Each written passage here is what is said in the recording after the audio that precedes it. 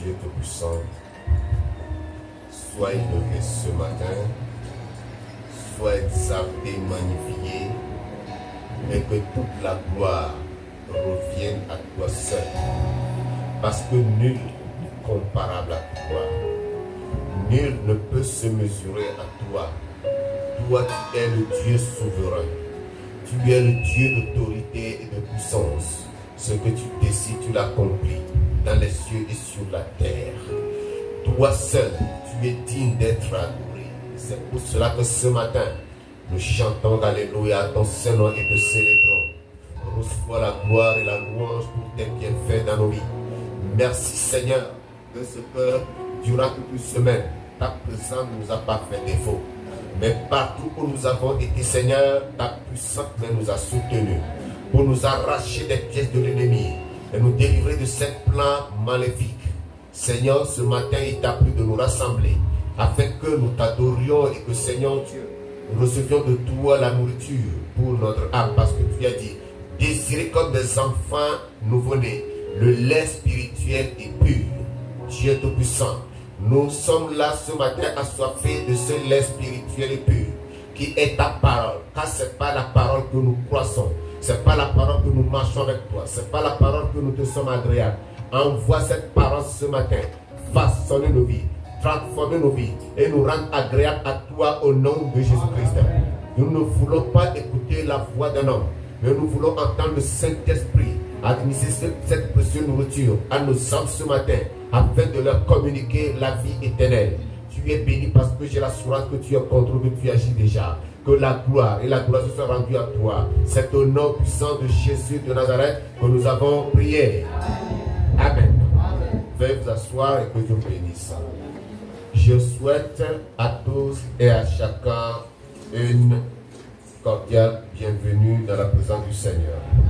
Que le Seigneur vous bénisse. Alléluia. Je rends grâce au Seigneur parce que chaque fois qu'il nous rassemble, il nous permet de faire quelque chose qui lui est agréable. À travers les lois, les adorations, à travers sa parole qui nous parvient, le Seigneur nous forge à être de vrais adorateurs qu'il adore en esprit et en vérité. Alléluia.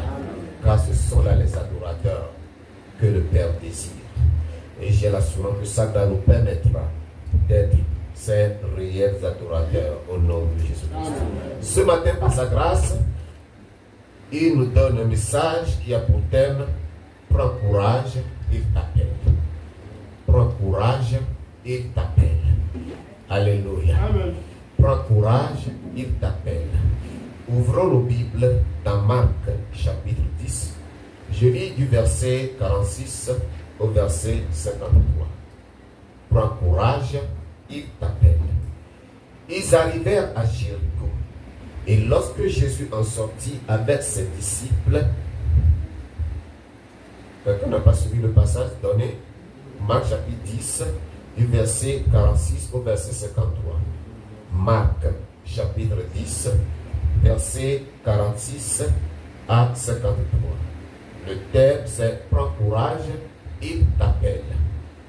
Prends courage, il t'appelle. Je reprends ma lecture alors. Marc chapitre 10, verset 46 à 53. Il est écrit et je lis. Ils arrivèrent à Jéricho.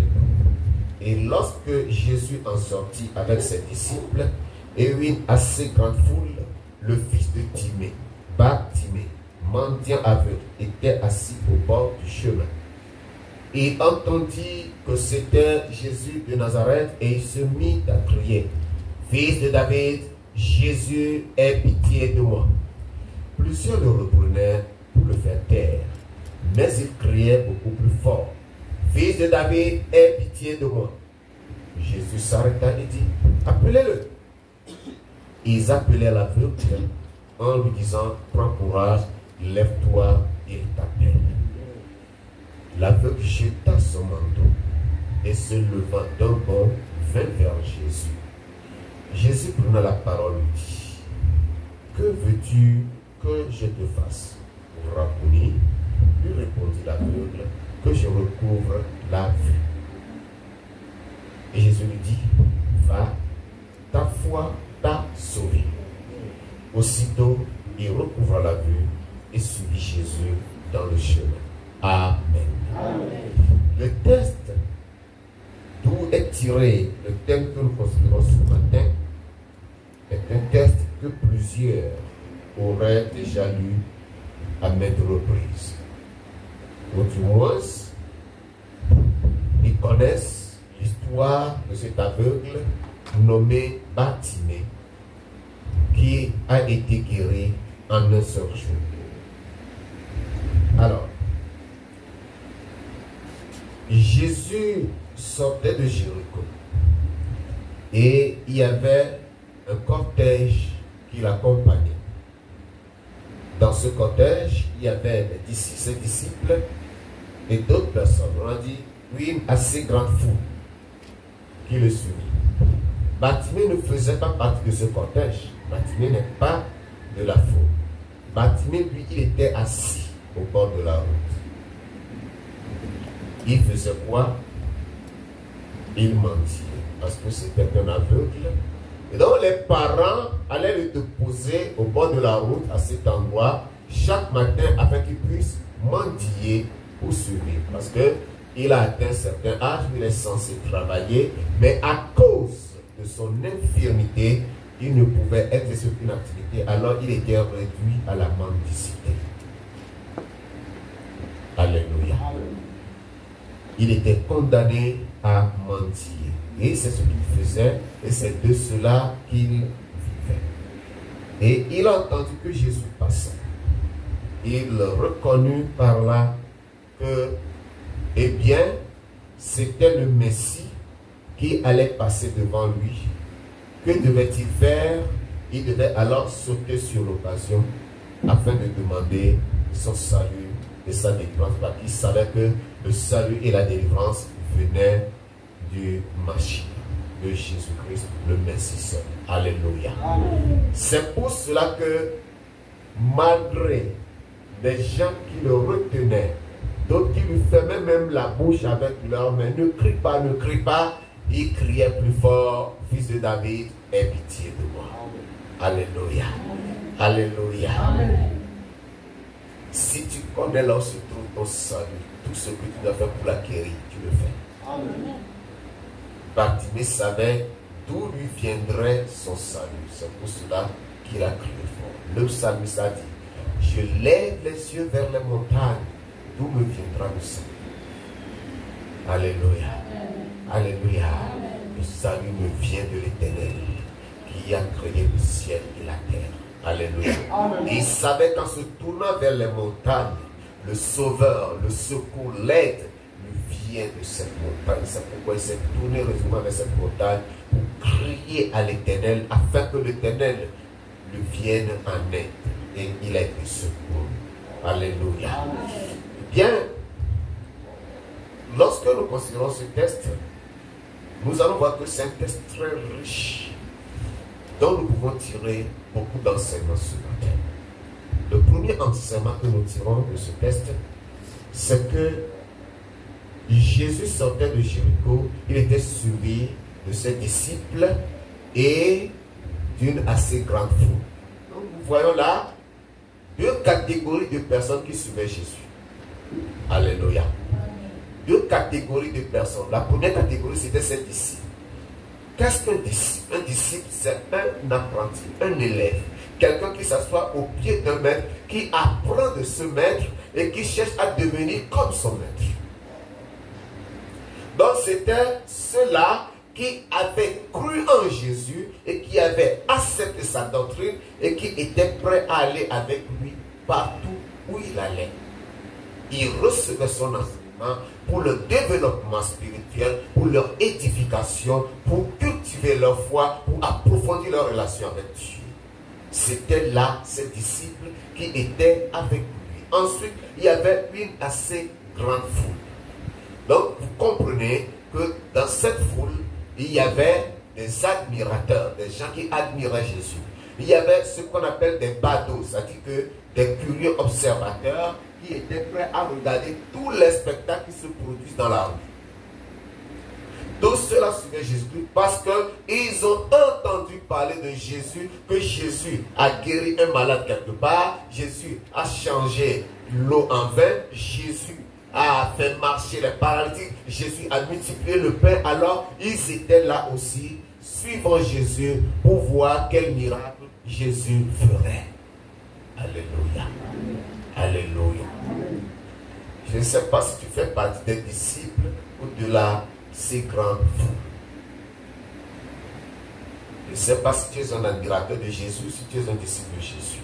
Je ne sais pas si tu es un bateau qui cherche seulement à voir, à regarder Jésus agir, enseigner ou opérer un quelconque miracle, ou que tu as reçu sa parole, tu as cru en lui et que tu t'es donné à lui et tu veux t'asseoir à ses pieds pour être enseigné, pour être édifié, afin d'avoir une relation profonde avec Dieu et te préparer pour le royaume à venir.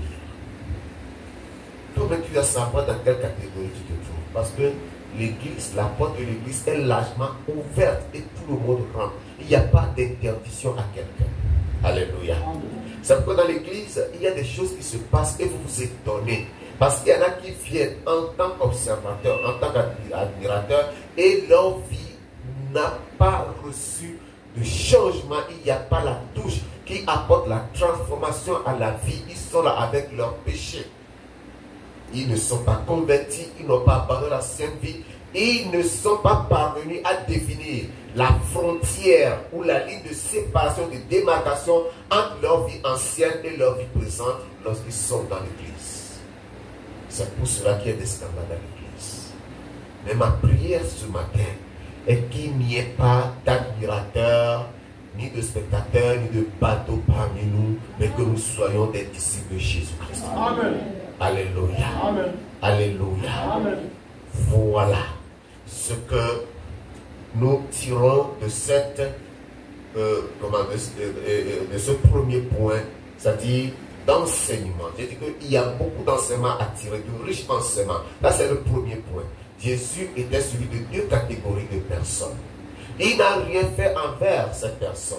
On ne nous a pas dit ce qu'il a fait pour ses disciples ou pour les spectateurs, la si grande foule qui le suivait. On ne nous a rien dit. Dans le même verset 46, on nous dit que Zachée était assis au bord de la route. Et il a appris que c'est Jésus qui passait. C'était le Christ qui passait. Alors, que faisait Jésus? Je l'ai déjà dit dans mon propos liminaire.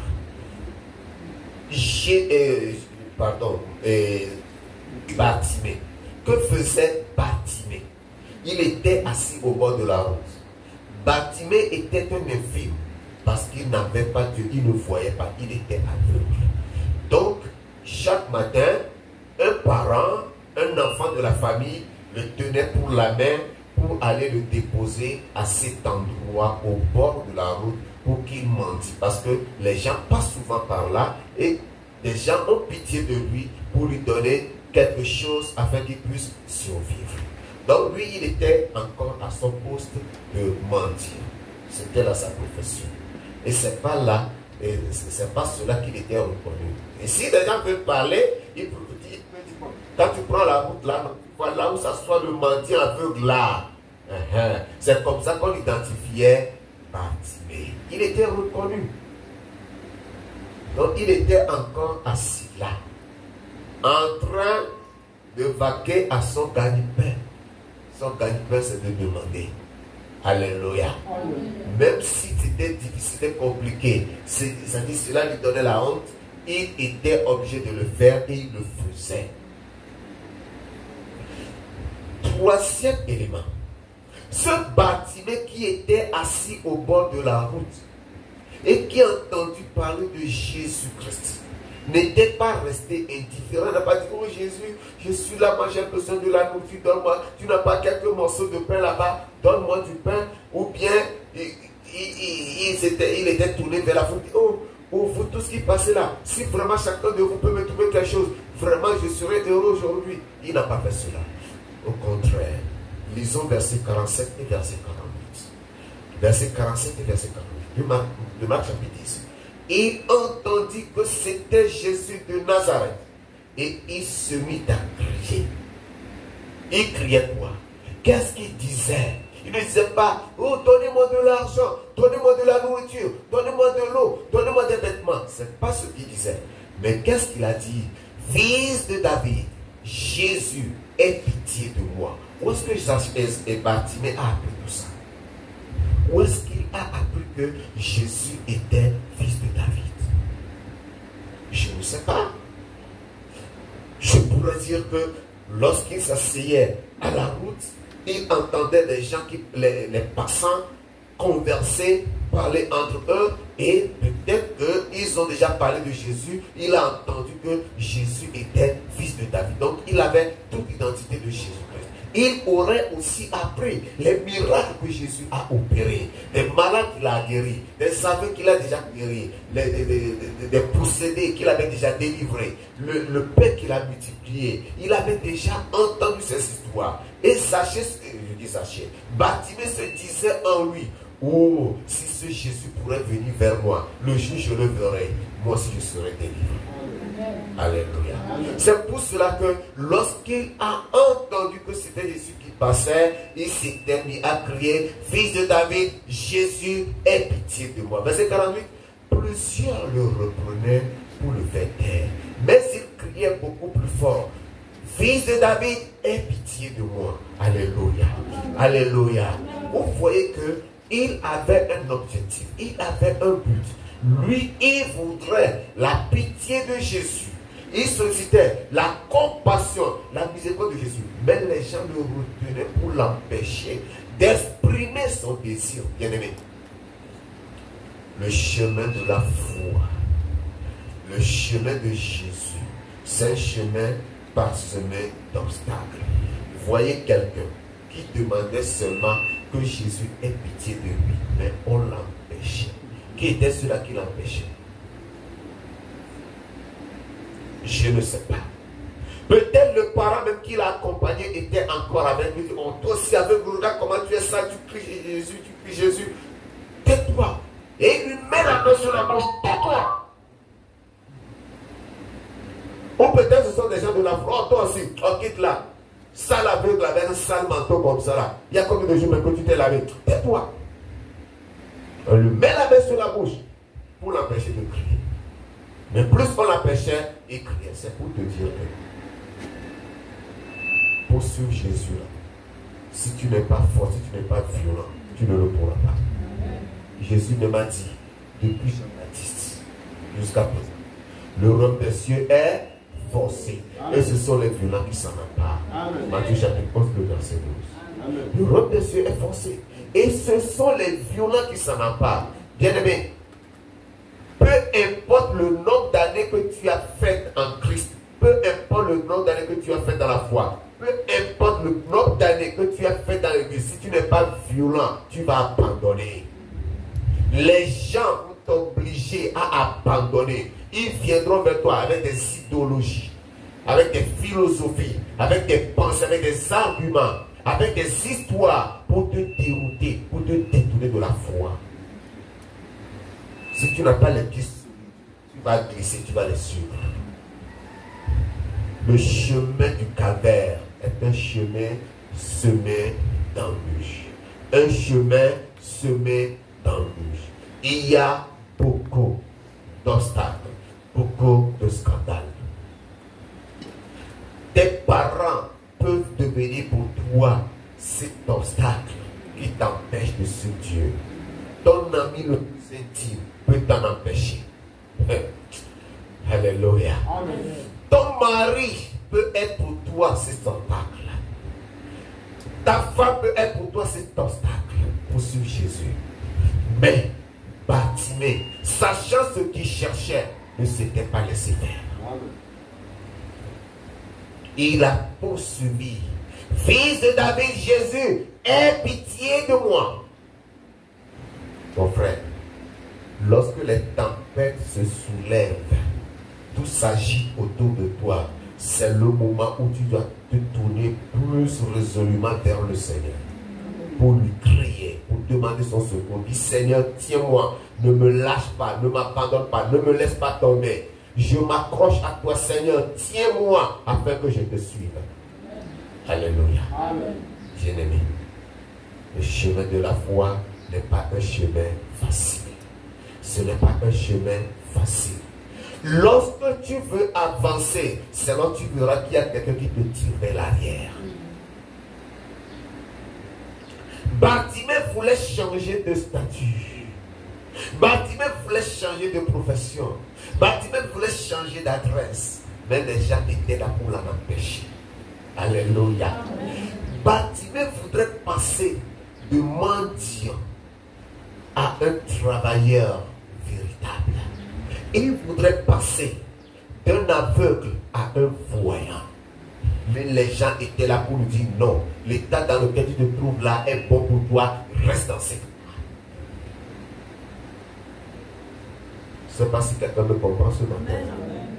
Je ne sais pas si tu me comprends. Toi-même, tu sens, tu reconnais, tu sais ce qui se passe au-dedans de toi. Tu sais que ça, il n'y a que Jésus. Mais quand tu vas exposer ton problème ou quelqu'un converti qui est au courant de ton problème, il te dira, viens, allons chez tel marabout, allons chez tel féticheur, allons chez tel gaga. C'est là la solution. Telle pratique, tu auras la réponse à ton problème. Toi-même, tu connais ce qui se passe au-dedans de toi. Et tu es convaincu que la solution ne vient que de Jésus-Christ seul. On te barre la route du salut. Et c'est mieux voir Zaché. Il a quoi dans ma bouche ce matin alors que je n'ai même rien à faire avec lui. Alors que Bartimée seul comprenait mieux sa situation plus que toute autre personne. Donc, son cri persistant pour la délivrance n'a pas été étouffé. Il n'a permis à personne de l'étouffer, d'étouffer ses cris, d'empêcher ce cri de sortir de sa bouche. Parce qu'il a appris que c'était Jésus qui passait. C'était le Messie. S'il laissait passer cette occasion, c'était fini pour lui. Dans l'église de Jésus-Christ, bien-aimé, quand tu viens, le message qui sort, la parole qui sort, c'est pour toi, c'est pas pour celui qui est assis à côté de toi. C'est pas pour ton parent qui est à la maison. Reçois ce message pour toi. Ouvre ton cœur. Dis Seigneur, tout ce qui est en moi, révèle-le-moi. C'est pourquoi je vous conseille toujours, avant de quitter la maison, dis Seigneur, je m'en vais t'adorer, mais pas moi aujourd'hui. Que ta parole soit un miroir devant moi, pour que je reconnaisse mon état, pour pouvoir me corriger. Si tu viens à l'église et que tu repars étant devenu pire que tu ne l'étais avant de venir, c'est une malédiction. Alléluia. L'état dans lequel tu étais avant de venir, si tu repars étant pire, il n'y a pas d'amélioration, il n'y a pas de changement. C'est une malédiction, ce n'est pas une bénédiction. C'est lorsque tu sors de l'église que tu vas découvrir la fornication. Tu vas mentir, tu vas faire la bagarre, tu vas tricher, tu vas voler. C'est une malédiction. Zaché savait que l'occasion là était ultime pour lui et qu'il devait la saisir et ne rien laisser tomber. Les gens qui l'empêchaient étaient plus forts, plus robustes que lui. Mais connaissant son besoin, connaissant la soif et les besoins de son âme, il a redoublé d'efforts, il a crié jusqu'à ce que ce cri parvienne à Jésus. Alléluia. Son cri était parvenu à qui? À Jésus, parce qu'il y avait la foule qui l'entourait. Quand il dit qu'il y avait cette disciples, une assez grande foule qui suivait Jésus, cela ne voudra pas dire que Jésus marchait au bord de la route. Il était entouré. Vous avez déjà vu un cortège présidentiel ou même un député qui se rend dans son fief, comment les gens l'entourent. C'est comme ça. Et tout le monde faisait son bruit, tout le monde parlait. Mais il fallait que Bartimée puisse crier fort pour que Jésus l'entende. Et lorsque Jésus l'a entendu, il s'est arrêté. C'est là le quatrième élément. L'appel de Jésus à Bartimée, le verset 49. Jésus s'arrêta. Alléluia. Jésus s'arrêta et dit, appelez-le. Jésus a envoyé l'appeler, ou bien il a ordonné qu'on l'appelle. Ils appelèrent l'aveugle en lui disant, prends courage, lève-toi, il t'appelle. C'est de là qu'est sorti le thème du message. Prends courage, lève-toi, il t'appelle. À cause de la foule, même Bartimée qui criait ne pouvait pas entendre la voix de Jésus parce que la foule était bruyante. Mais Jésus a plutôt demandé aux gens, à ses disciples, bien aux gens de la foule de leur dire, appelez-moi Bartimée, faites appel à Bartimée qui vient. Alléluia. Et c'était des gens qui étaient proches de Bartimée qui ont relayé l'appel de Jésus à Bartimée pour que Bartimée entende et aille vers le maître. Mais est-ce qu'il pouvait aller? Non, il ne pouvait pas le seul. Il a besoin d'être guidé. C'est ainsi qu'aujourd'hui, Jésus a désigné les gens qui le prêchent partout. Mais les gens font la sourde oreille. Pourquoi on n'a pas dit que Jésus était suivi d'une foule de ses disciples? Mais on a dit qu'il était suivi de ses disciples et d'une assez grande foule. Jésus prêchait en son temps, il enseignait, il opérait toutes sortes de miracles sous leurs yeux, mais ils étaient incrédules. Il avait multiplié le pain un jour. Les gens ont mangé, ils étaient rassasiés, il y avait du reste. Le lendemain, ils se retrouvaient ailleurs, au-delà de la mer. Les gens sont allés vers lui.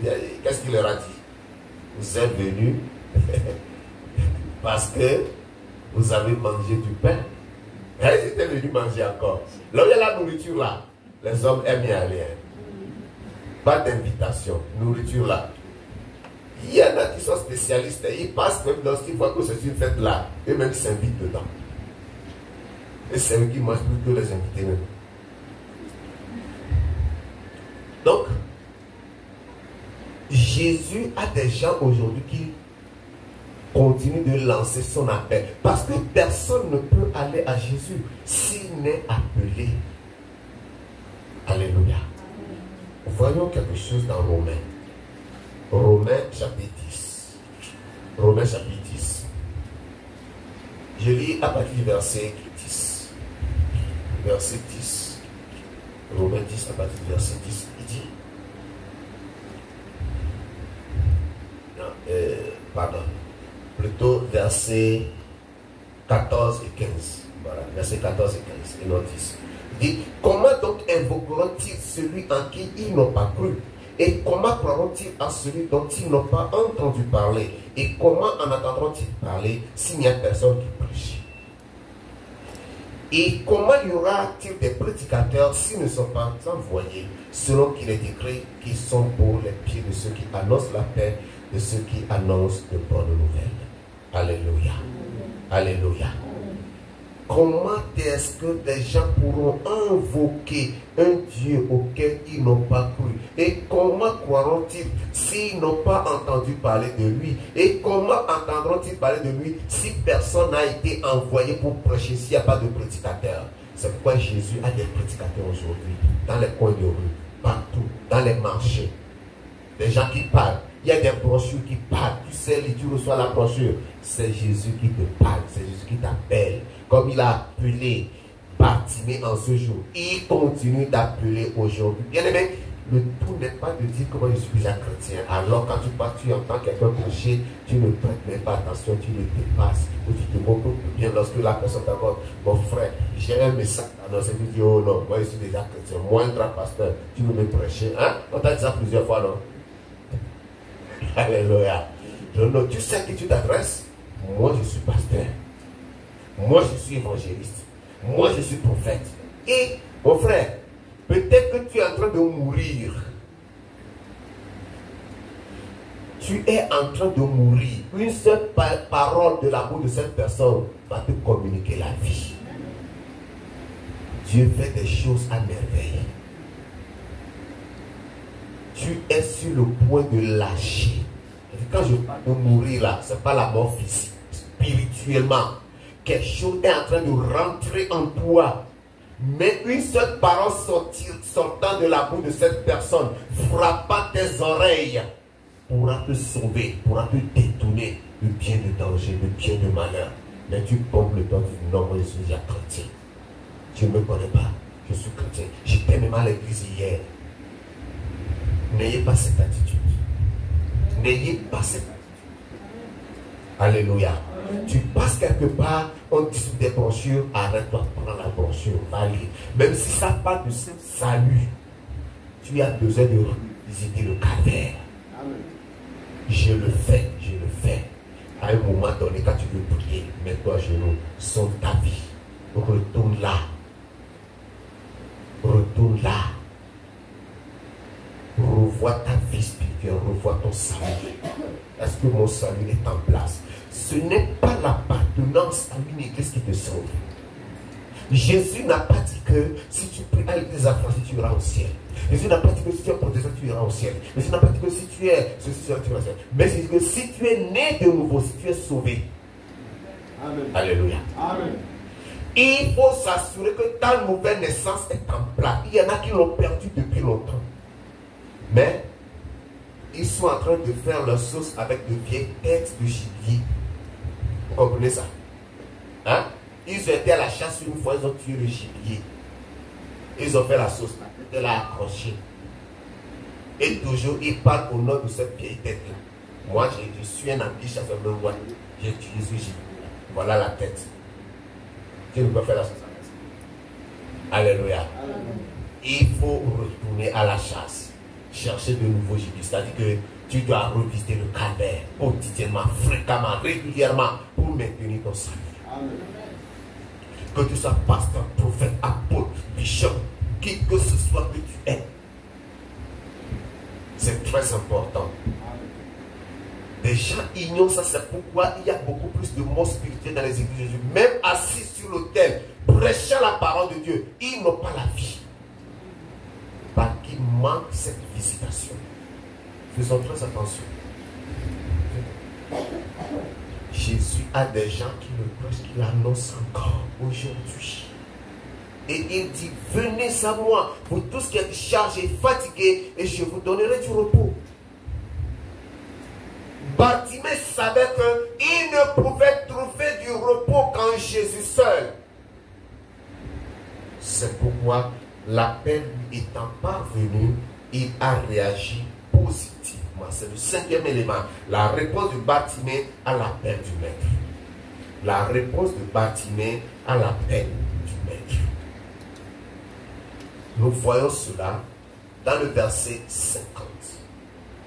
L'aveugle jeta son manteau et se levant d'un bond vint vers Jésus. Alléluia. L'aveugle a fait quoi? Il a jeté son manteau. Il se leva d'un bond et alla vers Jésus. Dans cette réponse de Bartimée, nous allons remarquer un processus en 3 étapes. D'abord, le jet ou bien le rejet du manteau. Il jeta son manteau. Soyez très attentifs ici. Écoutez-moi très bien. Il jeta son manteau pour dire, je me débarrasse de tout ce qui m'encombre, afin d'être libre pour aller vers le maître. Ceux-là qui l'empêchaient, il y en a qui le tenaient par son manteau. Mais il dit, bon, restez avec le manteau, le maître m'appelle, je m'en vais. Alléluia. Il a jeté son manteau. C'est un geste très significatif. Ce n'était pas seulement parce que le manteau était sale, puant, qu'il a jeté. Mais c'était un manteau d'incrédulité. Alléluia. Amen. C'était un manteau d'incrédulité. Bartimée a rejeté l'incrédulité pour dire aujourd'hui, je crois, je serai sauvé. C'était un manteau de doute. Il a jeté le doute. Tu ne peux pas venir à Christ avec l'incrédulité et le doute dans ton cœur. C'était un manteau d'excuses. Je ne peux pas parce que à chaque fois tu trouves des excuses. Chaque fois tu trouves des excuses. À chaque occasion tu as des excuses. Pourquoi tu es venu en retard aujourd'hui?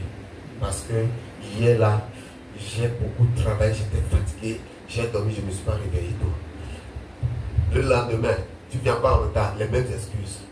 Le culte là, même si on dit qu'on commence le culte à 14 h là, les gens viendront à 17 h. Les excuses là, on en trouve toujours. Pourquoi toi, depuis que tu écoutes la parole là, tu n'as pas encore changé de vie? Non, parce que j'aime encore ma copine.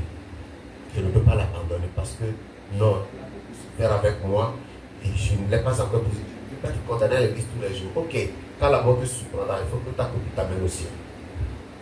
Que cette copine te délivre de l'enfer pour t'amener au ciel. Les gens ont toujours des excuses. Bartimée a rejeté le manteau des excuses. Alléluia. Bartimée a rejeté le manteau de l'idolâtrie familiale. Nous, parce que dans notre famille, nous savons des reliques. C'est mon père qui garde ces reliques et moi je ne peux pas aller à l'église. Non, ces reliques nous sont très importantes. C'est grâce à ces reliques que nous vivons. C'est grâce à ces reliques que nous faisons ceci, faisons cela. Je ne peux pas me convertir. Bartimée a rejeté l'idolâtrie familiale et les coutumes ancestrales. Le manteau là, voilà ce que ça symbolise. Il a rejeté ça. Bartimée a rejeté les souillures et toute forme de péché dans sa vie parce qu'il savait que le Messie est saint et pour s'approcher de lui, il faut être saint. Amen. Alléluia. Amen. Il reconnaissait la sainteté et la gloire du Messie. Et il savait que lui étant souillé ne pouvait pas s'approcher de lui de la sorte. Sachant également qu'il n'a pas le pouvoir de se sanctifier, mais il avait un rôle important à jouer. C'est ce que la plupart des chrétiens ne comprennent pas aujourd'hui. Ils restaient qui sont avant de venir. Ils ne changent pas. Chrétien, tu n'as pas le pouvoir de te sanctifier, mais tu as un rôle à jouer dans ta sanctification avant que Dieu ne te sanctifie.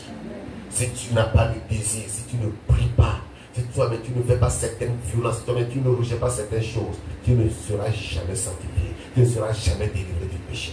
Tu vas demeurer toujours dans le péché.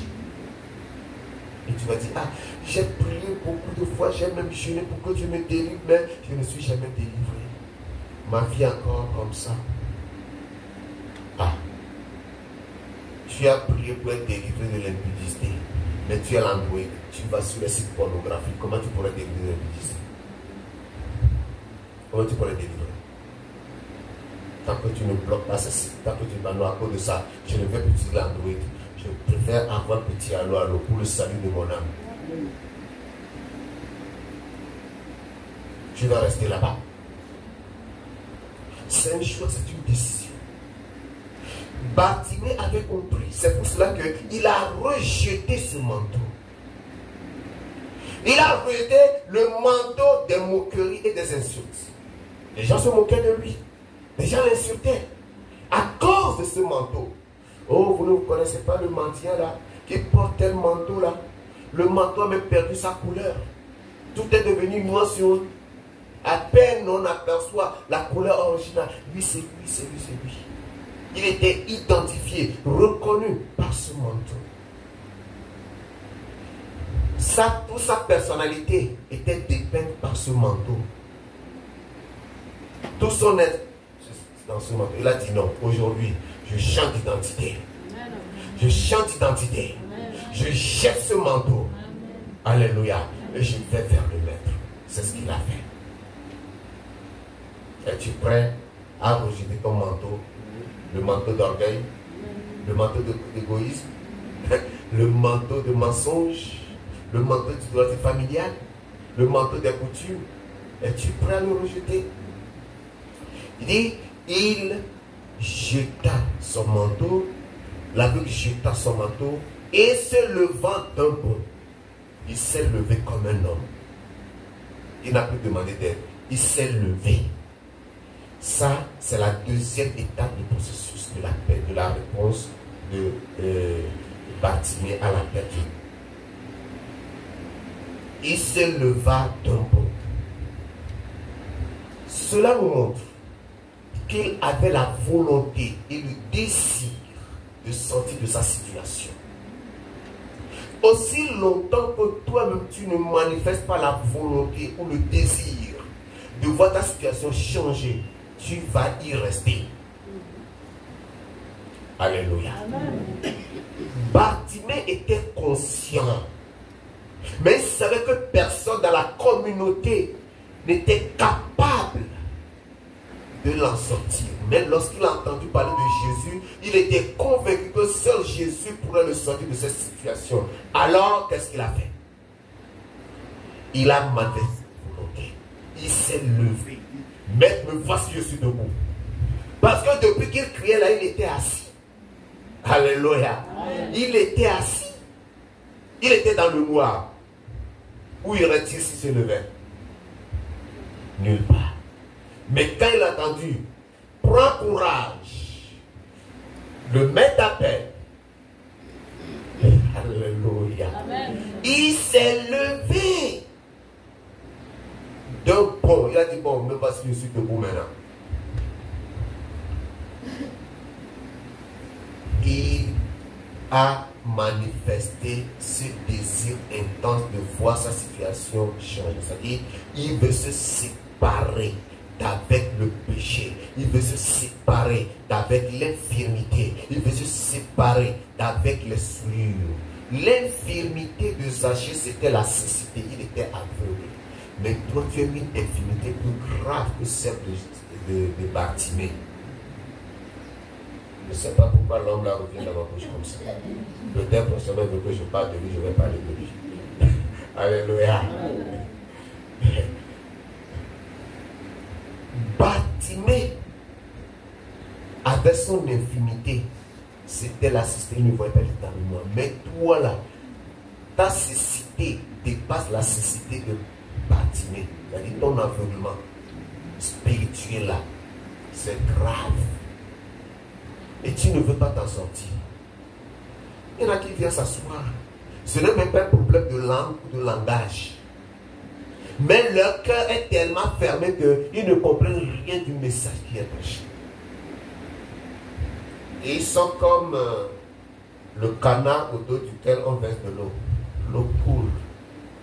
Ça ne pénètre jamais. Ça n'atteint jamais la chair du canard. Le cœur est fermé. Et tu ne peux pas exposer ton cœur à Dieu. Seigneur, aujourd'hui je suis là, ce cœur. Ce qui fait que ce cœur ne change pas. Seigneur, brise ce cœur. Donne-moi un cœur de chair. Tu n'aurais pas fait cette prière. Tu es content de ton état. Bartimée a dit aujourd'hui là, c'est mon occasion, c'est mon opportunité. Plus rien ne restera comme avant. Alléluia. C'est pourquoi il s'est levé. Il s'est levé. Le fait qu'il se mette debout exprime aussi la prière. Alléluia. Amen. Quand on prie, on est debout devant le Seigneur. Il y a différentes postures. Mais la posture debout dit Seigneur, me voici finalement. J'attends ton miracle. J'attends ta délivrance. J'attends ton salut. Est-ce que le Seigneur pouvait lui refuser cela? Non. Troisième et dernière étape de sa réponse à l'appel du Seigneur. Il vint vers Jésus. Il y a un adage chez moi qui dit, quand on t'appelle et que tu réponds, tu ne te caches plus. Alléluia. On t'a appelé, tu as répondu. Il a répondu. En quoi faisant? En jetant d'abord le manteau, ensuite il s'est mis debout. Vous voyez que le manteau là même l'empêchait de se lever. Au lieu de jeter le manteau pour trouver la force pour se lever. Alléluia. Maintenant qu'il s'est levé, on a dit, il vint vers Jésus. Il s'est avancé vers Jésus. Il n'a pas reculé. Il n'est pas allé ni à droite ni à gauche, mais il est allé vers Jésus. Ne me demandez pas, mais c'est un aveu, comment il est allé vers Jésus? La Bible me dit qu'il est allé vers Jésus. Quelqu'un l'aurait-il tenu par la main? Quelqu'un l'aurait-il guidé? Je ne sais pas. Mais il est allé vers Jésus. Quand tu écoutes l'appel, preste attention. Ne prends pas une route détournée. Va à l'endroit d'où te vient l'appel. Alléluia. Amen. Ne sois pas comme petit Samuel dans le temple. Quand Dieu l'a appelé, il a couru vers Élie. Maître, tu m'as appelé, je suis venu. Il dit, oh, je ne t'ai pas appelé, va te coucher. Il retourne encore, on l'appelle encore. Samuel, Samuel, il se lève. Ah, papa, tu m'as appelé, je suis là. Il dit, non, c'est pas moi qui t'ai appelé, ok. Maintenant je comprends. Enfin, quand tu vas encore entendre l'appel là, quand on va t'appeler encore Samuel, ça me dit, parle Seigneur, car ton serviteur est à l'écoute. Alléluia. Amen. Quand Jésus t'appelle, au lieu d'aller vers lui, tu prends une route détournée, tu perds tout. Tu vas t'égarer. Lorsque Bartimée s'est levé, il est allé tout droit vers Jésus. Parce que c'est de là que nous venait la paix. C'est de là que nous viendra le salut. C'est de là que nous viendra la délivrance. Alléluia. Amen. Il y en a qui sont ceux-là, qui sont à égarer des gens, qui sont là à perdre des gens. Et vous perdez le temps avec ce genre de personnes. Je vais vous raconter, je vais vous faire une parenthèse. Hier, j'étais là, j'étais au salon. Je faisais ma méditation, je priais. Puis j'ai entendu coco. Je suis sorti. Oui, bonjour, bonjour. Moi, je me prénomme tel. Oui, nous sommes là. Nous sommes en train de partager quelque chose avec les gens. Quand on prie, on dit que ton royaume vienne. Oui. Puis ils ont commencé à fouiller. Et qu'est-ce que vous savez du royaume? Je dis merci. Allez-y partager votre royaume avec d'autres personnes. Allez-y continuer ailleurs. Quand j'ai vu la croix seulement, je sais qui ils sont. Alléluia. Amen. Si vous dites que eux aussi sont la Bible et que vous asseyez avec eux là, votre foi sera tuée. Quelqu'un qui ne croit pas à l'action du Saint-Esprit. Quelqu'un qui dit que l'œuvre du Saint-Esprit s'est arrêté sur les apôtres. Ça ne continue plus aujourd'hui là. Celui-là, vous pensez qu'il a la foi? Vous pensez que celui-là est sauvé? Il va t'enseigner quoi? Tu vas prendre quoi de lui? Vous savez ce que je dis? Vous savez ce que je dis, non? Amen. Les gens qui ont supprimé des versets dans leur Bible. Et quand vous leur demandez, ils vont trouver des arguments. Quand on dit, cet esprit ne peut sortir que par le jeûne et la prière, ça tu ne trouves pas. On dit, je vous donne le pouvoir de marcher sur les serpents scorpions. Ils sont peut-être passés disparus de la Bible. Tu vas t'asseoir avec eux pour apprendre quoi? Et nous allons vivre dans un monde glorieux. Le royaume de Dieu va descendre vers nous. Nous allons habiter. Tous ceux-là seront détruits. Nous serons posséder leur maison. Tu vas poser la maison. Là, même si tu poses une maison, tu es malheureux dans le royaume.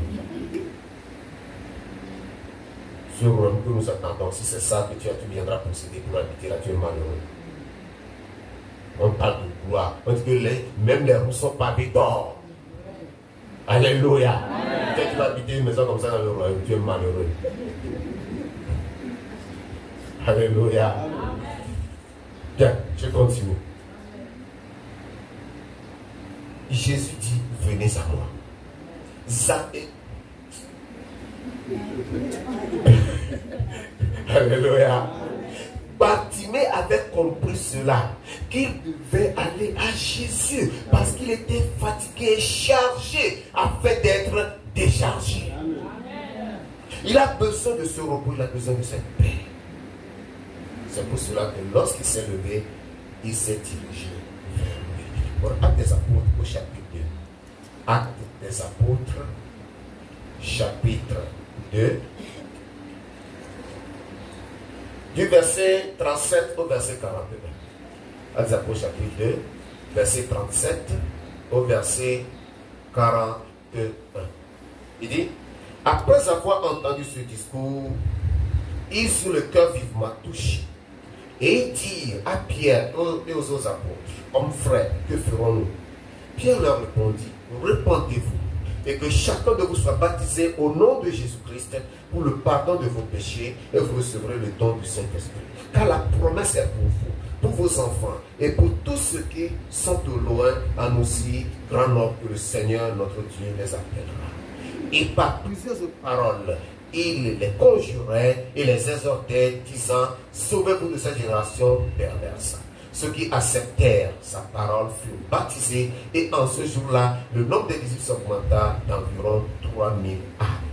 Amen. Amen. Alléluia. Amen. Voilà la paix. Quand ceux-là ont entendu Pierre prêcher ce jour de Pentecôte, leur cœur était touché. Ils sont allés vers l'endroit d'où leur venait cet appel. Et ils ont demandé à Pierre, homme frère, que ferons-nous? Que devons-nous faire pour être sauvés? Votre message est clair. Nous avons compris que nous sommes perdus. Nous avons compris que nous sommes condamnés. Nous avons compris que nous sommes voués à la perdition. Maintenant, que devons-nous faire pour être sauvés? Alléluia. Amen. C'est la grande question que tu dois poser. C'est la grande question que tu dois poser.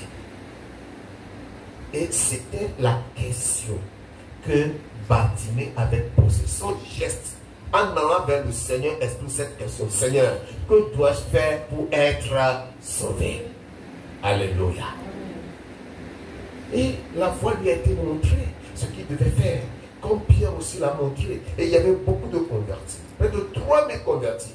En un seul jour, ils étaient baptisés.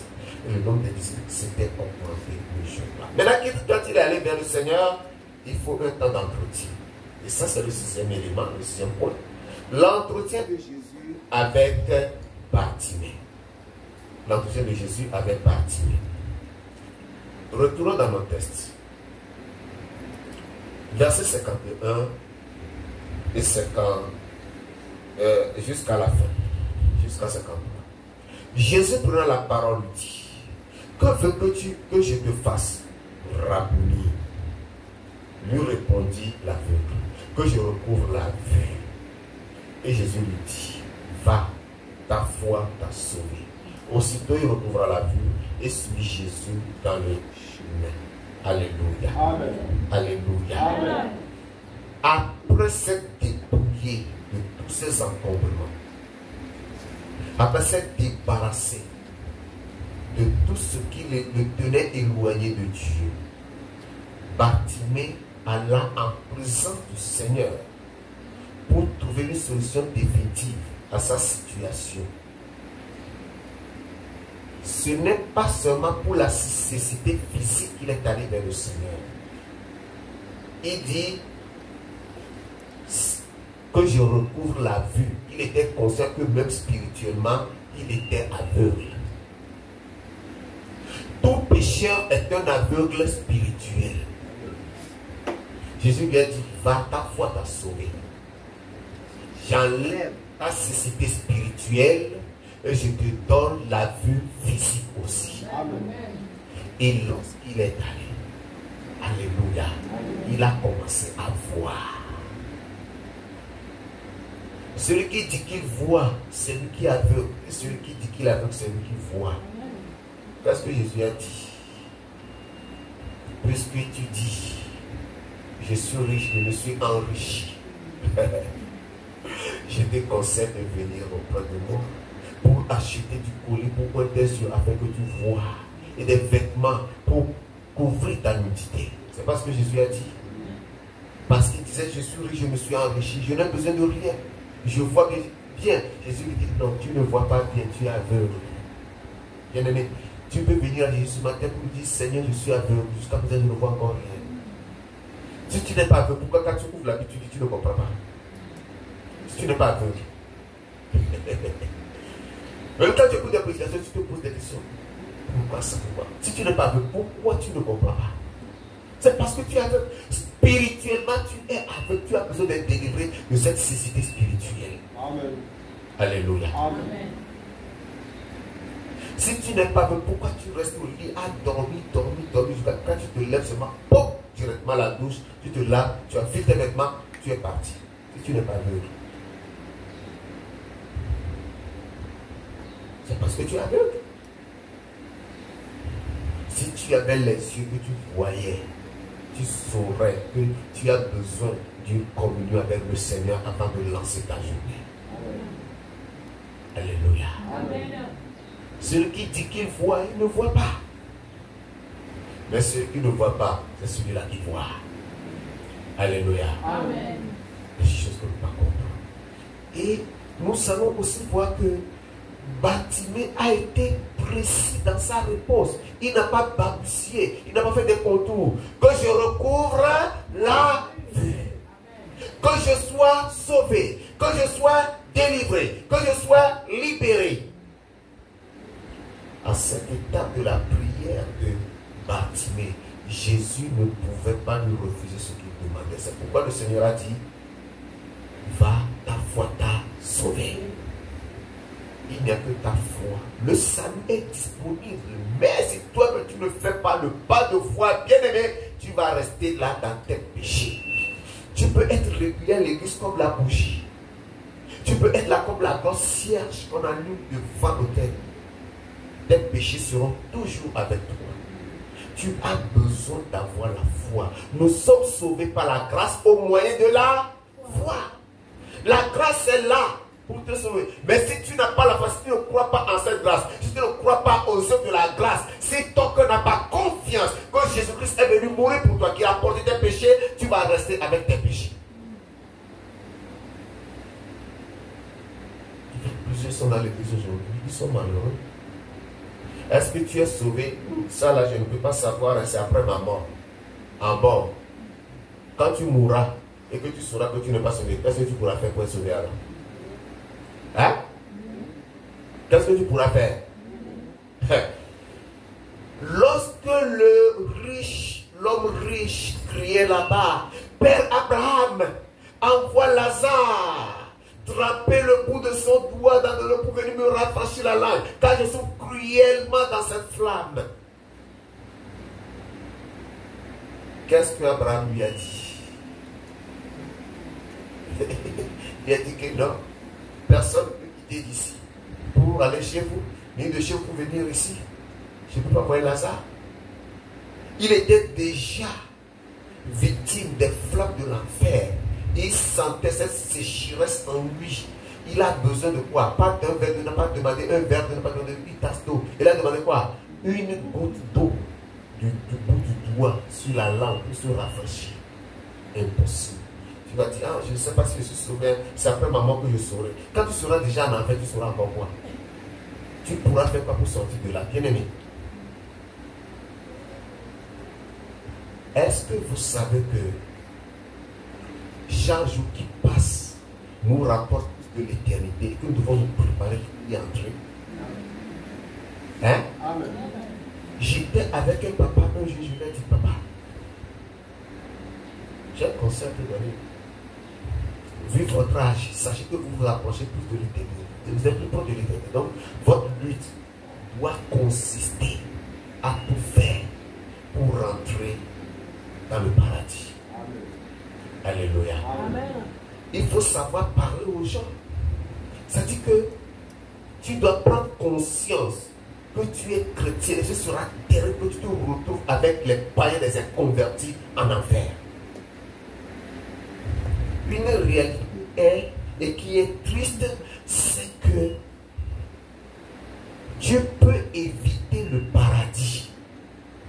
Tu peux t'échapper du paradis, mais tu ne pourras pas éviter l'enfer.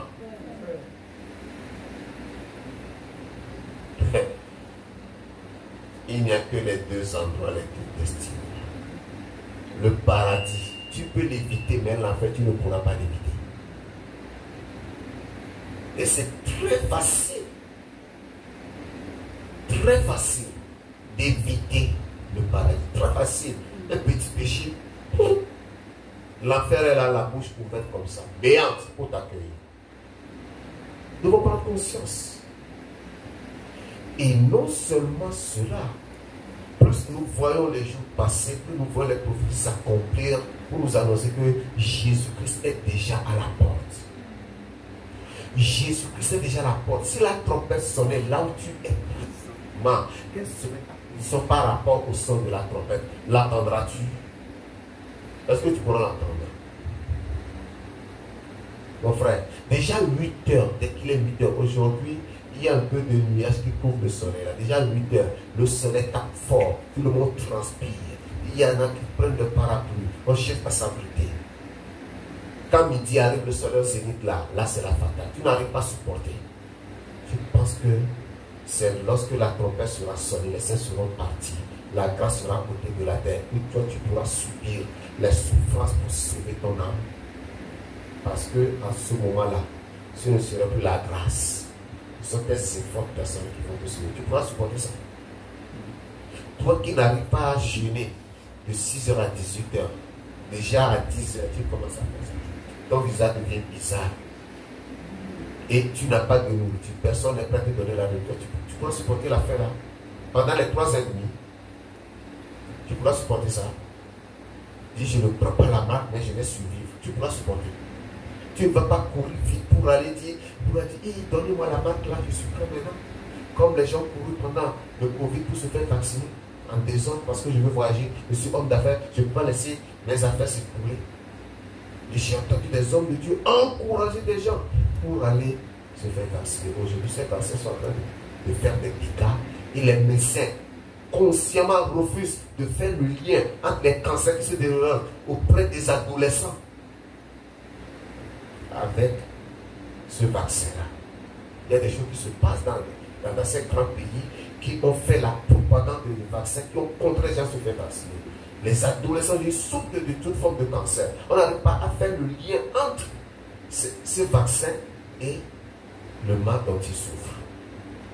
Ils cassent ces réalités-là. Et ce qu'on fait maintenant, c'est qu'on est en train de préparer le monde à l'avènement d'une nouvelle pandémie. Pire que le Covid-19. On prépare les gens. Et toi, tu vas supporter ça. Quand tu vas rester là. Quand le diable prendra le contrôle du monde entier. Tout le monde est soumis à moi. Faites, vous êtes obligés. Tu pourras supporter. Au lieu de se préparer aujourd'hui, que tu as l'opportunité de te sanctifier, d'être prêt pour rentrer dans la gloire, tu refuses de le faire. Tu prends plaisir au péché. Tu prends plaisir à ceci ou à cela. Il y en a qui sont là, ils suivent le Seigneur seulement pour des bénédictions matérielles. La Bible nous dit, voyons le verset 53. Aussitôt il recouvra la vue, la deuxième partie dit quoi? Et suivit Jésus dans le chemin. C'est là le 7e élément. Il suivit Jésus dans le chemin. Il ne s'est pas contenté de sa délivrance pour dire Jésus, merci, au revoir.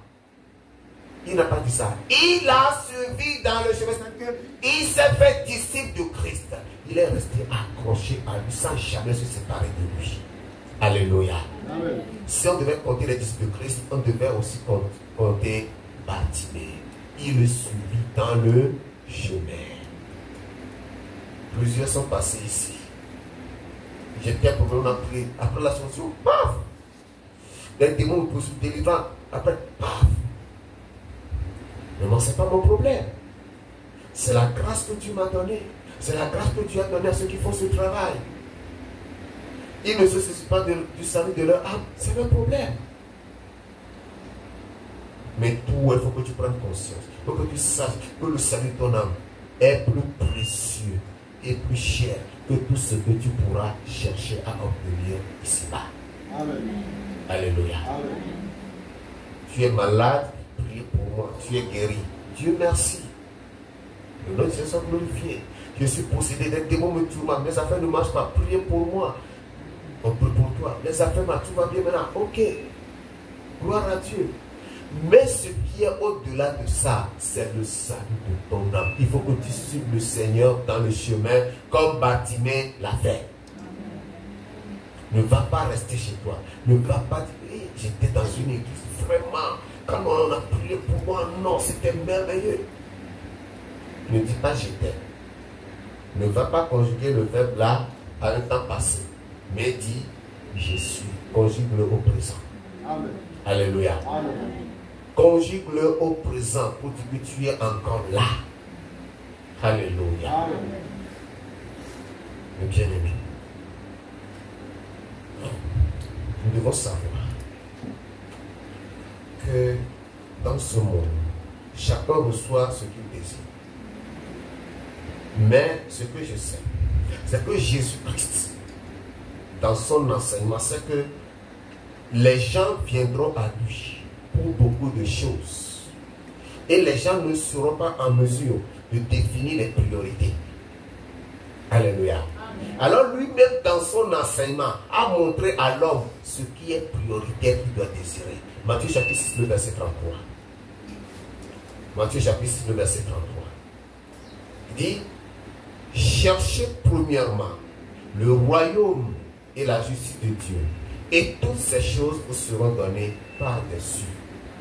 Alléluia. Amen. Cherchez premièrement le royaume et la justice de Dieu, et toutes ces choses. Quelles choses? La guérison physique, la délivrance de l'oppression, la solution aux différents problèmes, le travail, le mariage, la paix dans le foyer. Ce sont des choses secondaires qui vous seront données. Mais ce qui est préoccupant, la priorité, la chose à ne pas négliger, c'est le royaume et la justice. Père, que ton règne vienne. La justice, et que ta volonté soit faite sur la terre comme elle est faite au ciel. La justice. Jésus nous a canalisés afin que nous n'allions pas à lui pour chercher n'importe quoi en oubliant l'essentiel, mais plutôt cherchons l'essentiel. Et alors, les autres dont nous avons besoin, même ceux dont tu n'as pas besoin, qui trouvent que c'est bon pour toi, il te l'ajoutera. C'est lui-même qui l'a dit, c'est sa promesse. Pourquoi perdre ton temps? Pourquoi tu vas à gauche, à droite? Concentre-toi sur le salut, concentre-toi sur le royaume, possède le royaume. Alors toutes les autres choses te parviendront sur le nom de Jésus. Notre Dieu est fidèle, il est merveilleux. Il sait ce dont tu as besoin. Mais ce que lui veut pour toi, c'est d'abord ton sang. Prends courage et t'appelle. Prends courage et t'appelle. Tu as besoin de courage pour jeter ce manteau. Le manteau d'incrédulité, le manteau de péché, le manteau de l'idolâtrie familiale, le manteau des moqueries. Prends courage, rejette ce manteau. Lève-toi d'un bond, va vers Jésus et tu seras sauvé. Lève-toi et parle au Seigneur ce matin. Lève-toi et parle au Seigneur. Lève-toi et parle au Seigneur. Dieu Seigneur, je viens à toi. Je viens à toi. Je viens à toi. Au pied de ta croix, Seigneur. Tu es mon salut.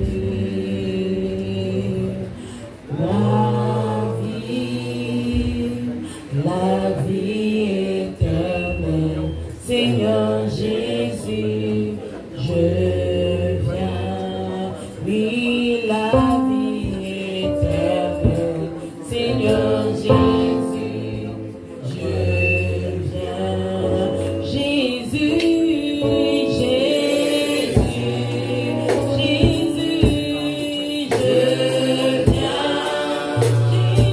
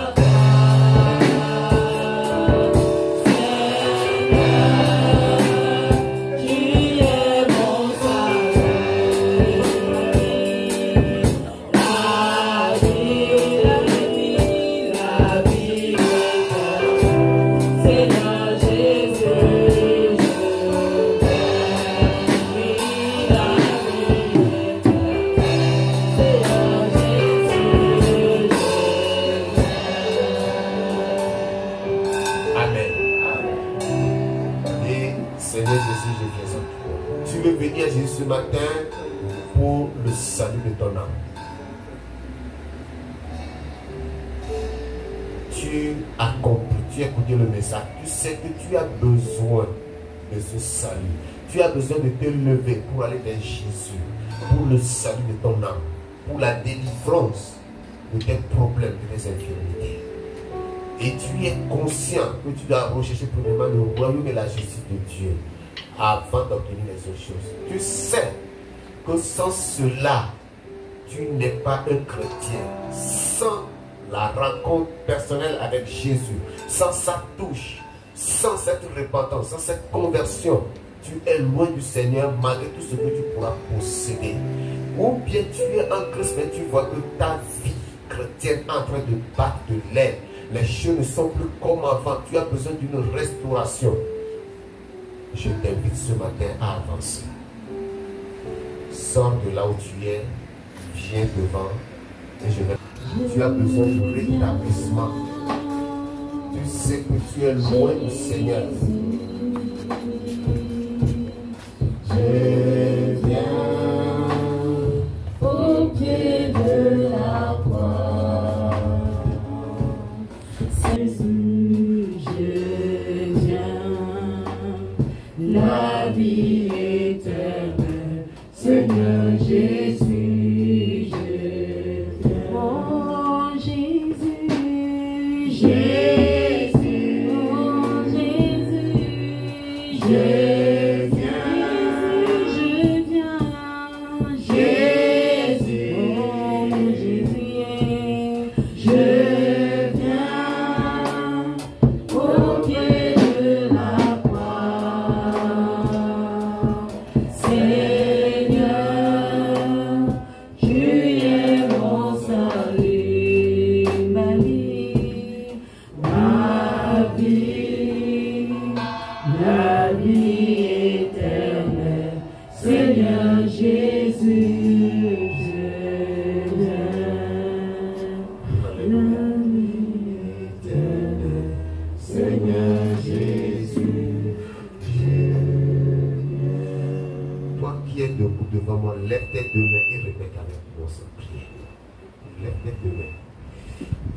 Seigneur Jésus, comme Bartimée, je viens à toi ce matin.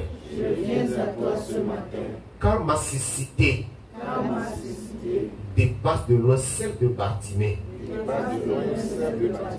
Je pensais être chrétien alors que je ne l'étais pas.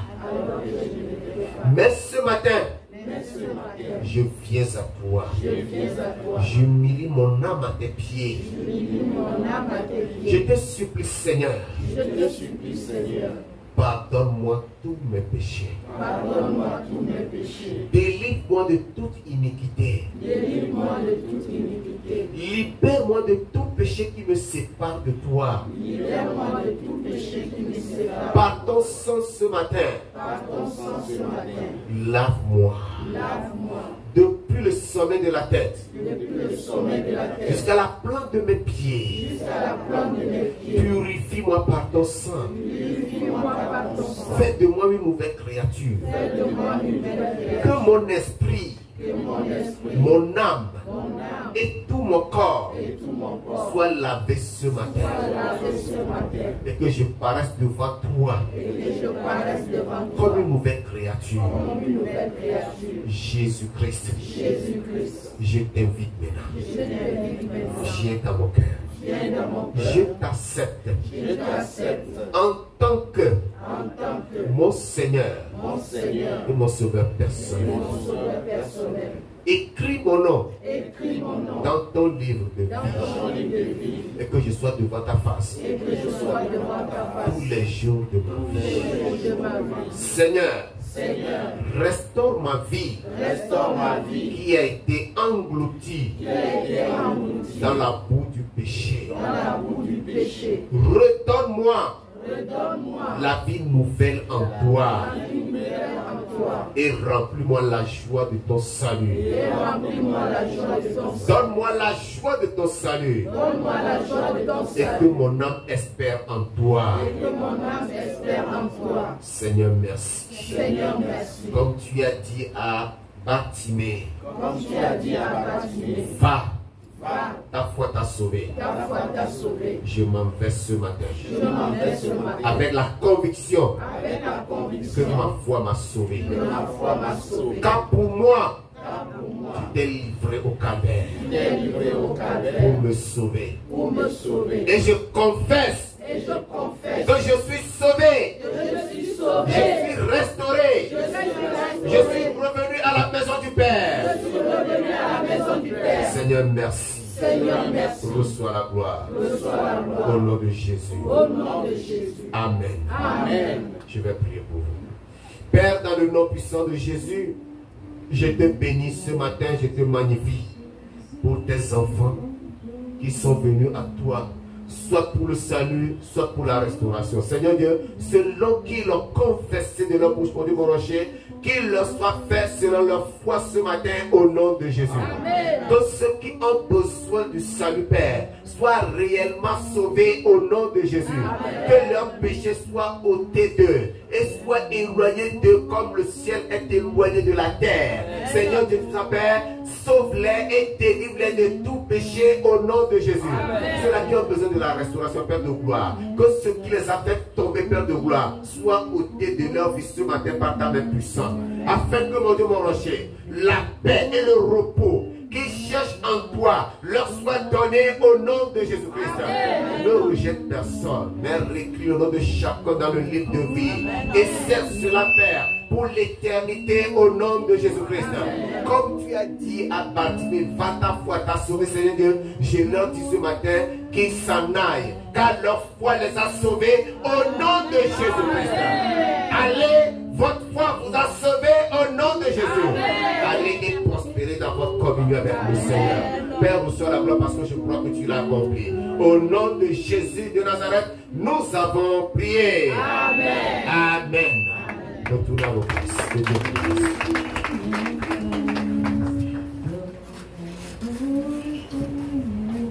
Que Bartimée était venu avec une infirmité, avec une maladie. Et il a été guéri. Il était allé voir en clair et il suivait Jésus dans le chemin. Je vais prier pour les malades ce matin. Si tu es malade, je vais prier pour toi. Quelle que soit la maladie, quel que soit le nom de la maladie, Jésus guérit. Il est puissant et il guérit. C'est le et la parole déclare que par les mains de Jésus nous sommes guéris. Lève-toi. Lève-toi, je vais prier pour toi. Père, dans le nom puissant de Jésus de Nazareth, je te recommande tes enfants ce matin. Seigneur, c'est mes désignes qui sont malades. Et toi, qui nous connais mieux que nous-mêmes, tu connais la maladie que traite chacun de. Seigneur, je prie. Touche-les et guéris-les au nom de Jésus-Christ. Touche-les et guéris-les au nom de Jésus-Christ. Seigneur, applique-leur tes meurtrissures. Tes meurtrissures par lesquelles nous sommes guéris, afin de Père, la maladie, quel que soit son nom, son pouvoir, sa force, soit ôtée au nom de Jésus-Christ. Toi, maladie, je viens contre toi au nom de Jésus-Christ.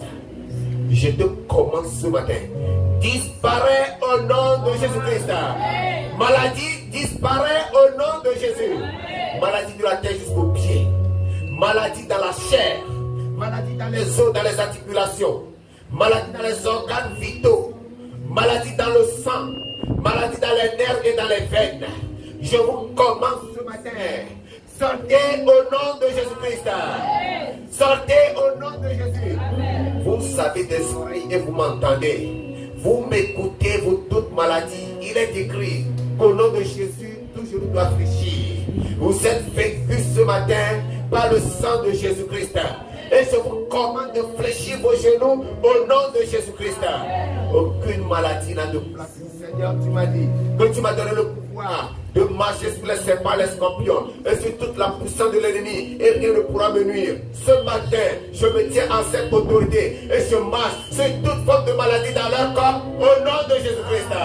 Je commande à ces maladies de sortir ce matin et de s'en aller dans la Bible sans foi au nom de Jésus-Christ. Sang de Jésus-Christ coule dans leur corps et guéris-les. Purifie leur organisme de toute forme de microbes, de germes et de maladies au nom de Jésus-Christ.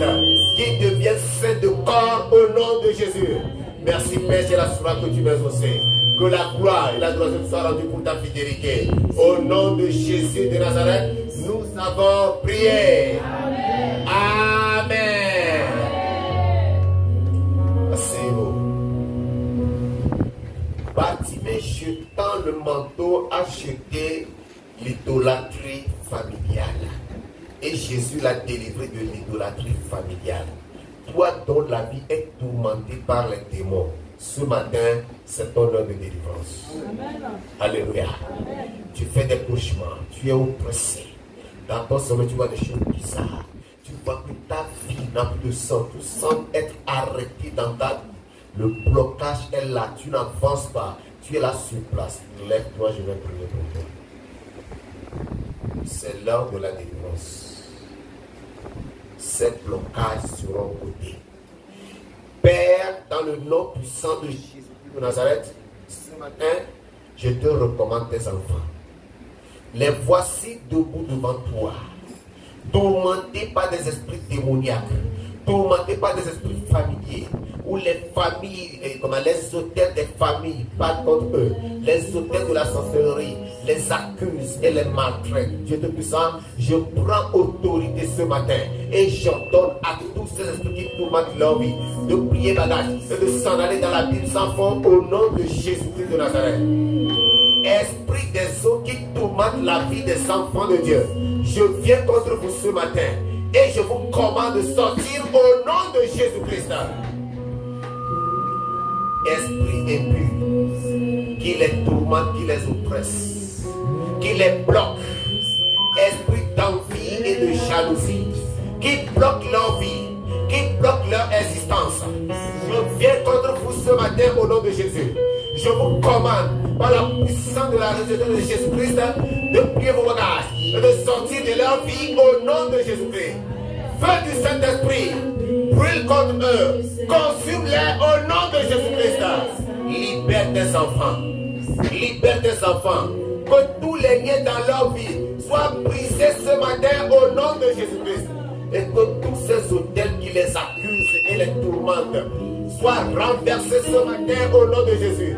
Les autels familiers, les autels de sorcellerie qui les accusent, qui les poursuivent et qui leur font la guerre. Je viens contre vous, autel diabolique. Sortez ce matin, allez-vous-en dans la Bible sans nom de Jésus. Je vous brise ce matin, je vous détruis ce matin, autel satanique. Je vous renverse au nom de Jésus-Christ. Esprit des eaux, autel des esprits des eaux, autel des esprits impurs, autel démoniaque. Je vous commande ce matin, soyez brisés au nom de Jésus-Christ. Et vous tous, esprits maléfiques qui tourmentez leur vie, ramassez vos bagages, pliez vos bagages, allez-vous-en dans la Bible sans fond au nom de Jésus-Christ. Esprit de serpent, esprit de serpent, toi qui tourmentes la vie de cette femme, toi qui trouves ton existence, toi qui le bloques, je viens contre toi ce matin au nom de Jésus. Je te commande, sors au nom de Jésus-Christ. Toi ce serpent ancien, esprit de python, je viens contre toi ce matin. Je te commande, sors au nom de Jésus-Christ. Sors au nom de Jésus-Christ. Sors au nom de Jésus-Christ. Toi, relique de la famille, qui trouve l'existence, qui trouve la vie de cet homme, toi qui perturbe sa vie, qui le prive de paix, qui le prive de bonheur, toi qui déranges l'existence de cette femme, je viens contre toi au nom de Jésus. Je te commande ce matin. Sors au nom de Jésus-Christ. Libère-le au nom de Jésus-Christ. Va-t'en dans la Bible sans fond au nom de Jésus-Christ. J'ai de gloire et de bonté. Je vais te louer parce que je crois que tu l'as accompli. Que toute la gloire et la gloire soient rendues pour ta fidélité. Alléluia, toi seul parce que tu agis. Tu as commencé une œuvre, tu l'achètes toujours. Achète cette œuvre parfaitement dans leur vie au nom de Jésus. Ceux dont la vie est devenue amère et se demandent jusqu'à quand. Ce matin, je vous délivre de cette oppression démoniaque au nom de Jésus-Christ. Que le joug de l'oppression soit brisé de dessus de vous. Recevez la délivrance au nom de Jésus-Christ. Je détruis l'oppression de dessus de vous. Vous êtes libérés. Vous êtes affranchis. Au nom de Jésus-Christ de Nazareth. Tout joug pesant sur vous est brisé au nom de Jésus-Christ. Seigneur, merci pour la délivrance. Sois béni par tous les yeux. Saint-Esprit, tu es à l'œuvre. Accomplis ce que tu as commencé. Achève-le parfaitement pour ta gloire. Merci Seigneur parce que j'ai la gloire que tu nous as béni ce matin, que tu as libéré tes enfants, que ton soit glorifié. C'est au nom puissant de Jésus de Nazareth que nous avons prié. Amen.